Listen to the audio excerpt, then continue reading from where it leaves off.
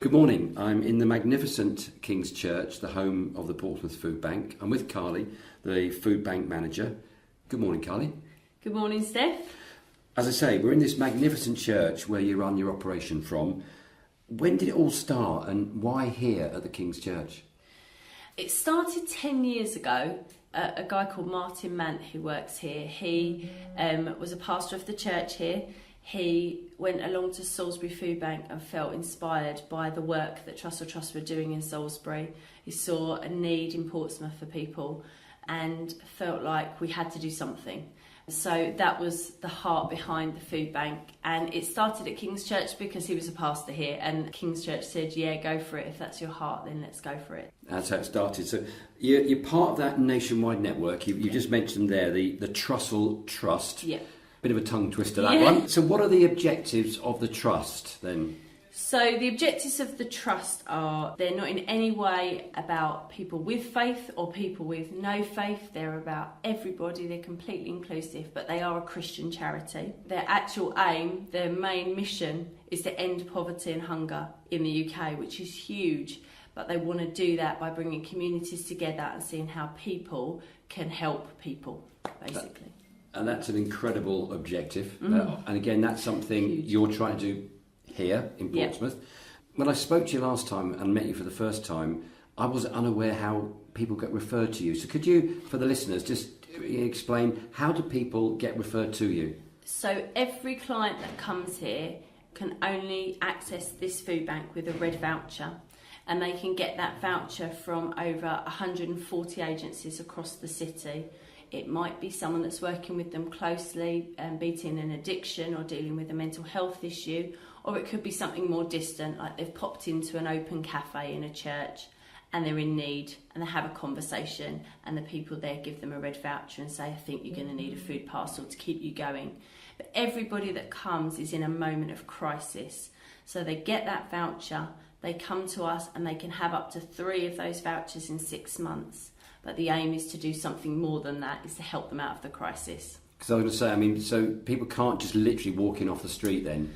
If they do walk in off the street when we're open, we would send them to 2 or 3 local places that are open to give them a voucher. We don't make that call because then we can say that we give without prejudice. They come in, we don't judge their situation. The voucher entitles them to the food no matter what's going on. So. And last time I was in, you were telling me that it's not just maybe long-term needy people. Sometimes it's a very short-term help that you can offer as well. Yeah, the short-term is actually often the reason that people are here. People come in a moment where something's happened to them, a redundancy, a job loss, a health situation, a child's health situation, something that's really thrown them. And then suddenly they find that without that month's pay, things are going to get really tight. So that's why they would often come to us for things like that. Yeah. Which is a brilliant service. You mentioned the red vouchers, you mentioned the 140 other sort of places to get them from. Yeah. So what other agencies in the city do you work with once someone is referred to you? So we have a circle of support worker here who is funded by a lottery project actually for 5 years. There are 2 other of those in the city. One is at Salvation Army, the Haven, and one is Trust Advice Portsmouth in North End. Those 3 circle of support workers work closely together to make sure everybody that sees them that can be helped out of their crisis, we would refer them to the agency that most suits their needs. So it could be anything from housing to helping fill in benefits forms, to sending them to Citizens Advice, to the job centre, or a job club that's local, or a debt advisor. Whoever it is that that person needs in that moment, we will refer them on to the appropriate person. And our circle of support worker has a huge A4 folder just filled with leaflets for the right people for the job, no matter what the situation. And that is one person?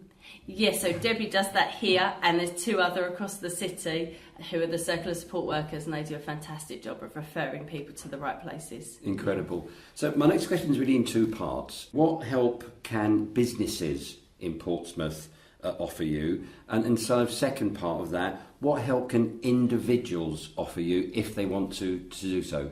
Okay. So businesses across the city can help us. One of the main things they can help us with is manpower. We have peaks where we have a lot of food, which is how we've been right now for harvest, and for Christmas will be the same.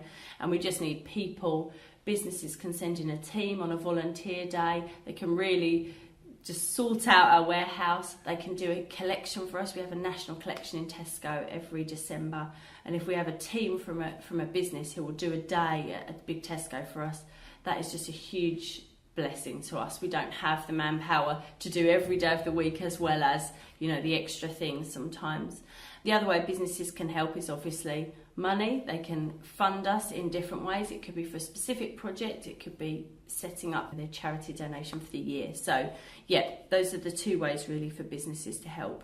Individuals, we love to have volunteers who just serve week in, week out. We have a team for each day that we're open, and we really encourage volunteers to come and give out food parcels, help with the website or hosting on social media, liaising with agencies, 140 agencies, a lot of agencies across the city to keep them happy.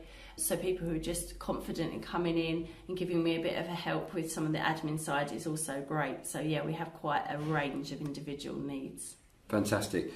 If you don't mind me asking this, they don't have to be Christian people to do so. I mean, no, you know, most of our teams aren't Christians. Yeah. They're just people who've been moved to help a food bank. They've seen a film called I, Daniel Blake, or they've seen the needs in Portsmouth and they just want to get involved. So if we look forward now for maybe a year or two, what would you and the team here like the Portsmouth Foodbank to become? I think it's one of those tricky questions. Just the fact that we exist means that we haven't solved the problem we're trying to solve. So what I'd love to happen is that we didn't have a Portsmouth Foodbank in 2 years because everyone had food on the table and in their cupboards. But in reality, I'd love us to be working more effectively. I'd love us to have a warehouse downstairs. That's what we're aiming for. We've got some funding to do that. We just need the permission. So that would be my absolute dream. It would take a huge amount of pressure off the team. I'd also just like to see us working a lot closer with agencies. We're already on that road, but just seeing all the groups in Portsmouth be really clear with communication. So everybody is working together to help people, especially people in long-term situations, to get back on their feet, have somewhere to live, have food in their cupboards, have a job, and just see people really have their lives turned around because people have communicated well and worked together well to see that change. That's an admirable goal. Shaping Portsmouth is going to do everything it can to help you. So I'm so delighted we're now going to work together. Yeah. And I'll come back and talk to you in a few months' time and see how we're doing along that goal. Excellent. Yeah. Carly, thanks for your time. Thank you.